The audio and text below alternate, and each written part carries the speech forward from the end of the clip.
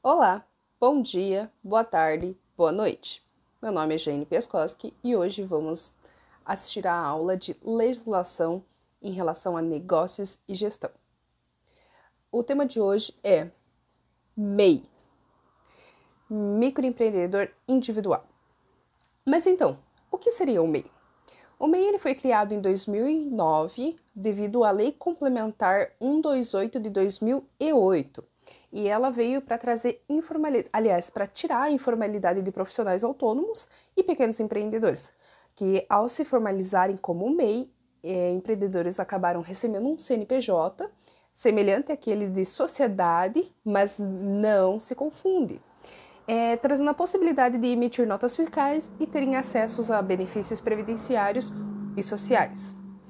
O MEI ele é uma natureza jurídica de um tipo societário criado com o objetivo de facilitar a regularização das atividades econômicas, né, de pessoas que trabalham por conta própria, sem sócios e de forma autônoma. O processo de abertura ele é feito de uma forma extremamente fácil e 100% digital. Quando você se cadastra como um MEI, você passa a ter um CNPJ que traz uma facilidade para trazer aberturas em contas bancárias, fazer pedidos de empréstimos, emissão de notas fiscais, bem como ter aquelas obrigações e direitos que toda sociedade jurídica possui no Brasil.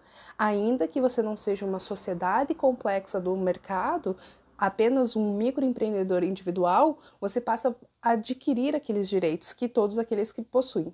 Para ser registrado como microempreendedor individual, a área de atuação do profissional precisa estar no rol de requisitos oficiais que permitem a utilização de um MEI. Né? Foi criado com o objetivo da regularização dos profissionais autônomos, então não são todos que possuem esse direito. Você precisa ou ser prestador de serviços ou possuir algum comércio semelhante naquele que está incluso no rol e terá uma taxa mensal a ser paga. Essa taxa é como se fosse um tributo que você paga para adquirir aquele CNPJ e ter as garantias e os direitos de usufruir ele. Para você se tornar o MEI, você precisa cumprir 3 requisitos, sendo eles: primeiro, a sua renda anual precisa ser até R$ 81 mil durante o ano ou convertido em mensal de R$ 6.750 em 12 vezes. Esse é o primeiro requisito. O segundo requisito é não pode possuir participação em empresa como sócio ou titular. E o terceiro requisito seria possuir no máximo um empregado no teu MEI. Mas aí você se questiona, por que somente um empregado? Por que um MEI não pode ter 2 ou mais empregados? Pois bem, veja, o limite máximo é R$ 81 mil por ano, ou R$ 6.750 por mês. Um MEI que possuiria 2 ou mais empregados provavelmente iria ultrapassar esse teto de R$ 6.750 por mês. Então, ele não poderia ser MEI. Logo, o MEI ele só pode ter até um salário CLT ou, na maioria dos casos, trabalhar sozinho, sem sócios, sem empregados. É muito importante que o microempreendedor individual tenha em mente que, se ultrapassado esse limite, esse teto, ele é obrigado a migrar para outro modelo empresarial. O microempreendedor individual, ele terá as despesas apenas no pagamento mensal, podendo ser em 3 opções.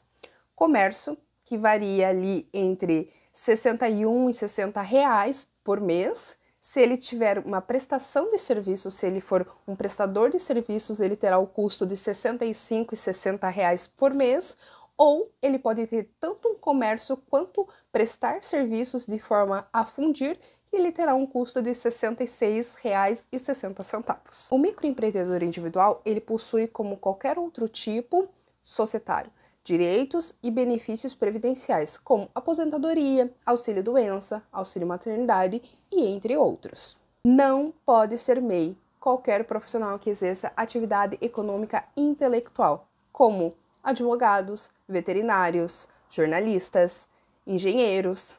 Entre todas essas profissões que possuem uma atividade econômica intelectual, não é possível abrir MEI.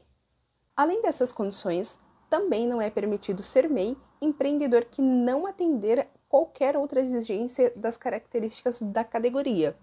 O MEI, ele não é obrigado a emitir nota fiscal se for de uma pessoa do MEI para uma pessoa física. Agora, se ele prestar aquele serviço ou se ele vender, comercializar para uma pessoa jurídica, ele é obrigatório emitir nota fiscal.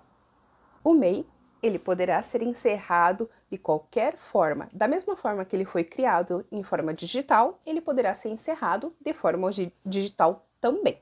Mas é importante que o empreendedor tenha em mente que de forma automática, o MEI acontece apenas quando a empresa dá baixa nos últimos 12 meses. Então, se não teve movimentação no MEI nos últimos 12 meses, ela vai dar baixa de forma automática. Mas isso não impede de o microempreendedor continuar pagando esses meses que ele supostamente não recebeu, não teve movimentação na conta. Por mais que ele não venha trabalhar, ele ainda é obrigado a pagar pelo tempo que perdurar e não dar baixa no seu CNPJ. Agora que eu expliquei o que é um MEI e como ele funciona e como podemos até encerrar ele, eu quero explicar a diferença entre MEI e ME, microempresa. Não são as mesmas coisas. MEI, a principal característica do MEI é a atividade, né? Nem todas as atividades, nem todas as funções podem ser MEI. E também, se não tiver naquela lista do rol que eu citei acima, não poderia estar enquadrado. Além de que o MEI, ele pode ter no máximo um faturamento de R$81 mil por ano. Já a microempresa, o ME, ele pode ter até R$360 mil no ano de faturamento. A respeito do regime tributário, o MEI é sempre enquadrado como um simples nacional. Basta isso. Já a microempresa, o ME, ela poderá ser simples nacional, lucro presumido ou lucro real. Lembre-se, o MEI ele pode ter apenas um único funcionário de forma CLT, mas a microempresa, o ME, é possível ter até 9 funcionários em comércio ou em prestação de serviço, ou 19 se for uma indústria. Ok, eu expliquei para você a diferença entre MEI e ME, mas existe outra diferença que é importante saber também. Diferença entre MEI e EPP. O que seria EPP? Empresa de pequeno porte. O faturamento principal do MEI, como já dito, é R$81 mil por ano.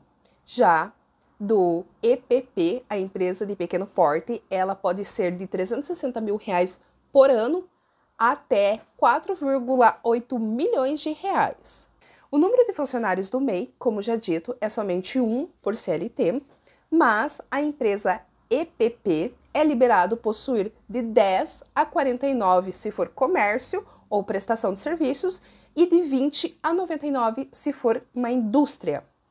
Outra diferença bastante importante que não deve ser esquecida é que para abrir o MEI você não é necessário possuir um capital. Ou seja, você pode abrir o seu MEI de forma com que não possua um centavo em seu bolso. Já para abrir a empresa de pequeno porte, a EPP, é exigido por lei um mínimo de 100 salários mínimos atuais, vigentes à época da abertura do CNPJ.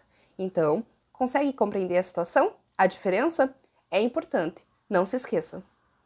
E essa foi a aula de legislação em relação ao MEI. Usamos como base a Lei Complementar 128 de 2008 e eu espero que vocês tenham entendido e gostado do conteúdo. Forte abraço!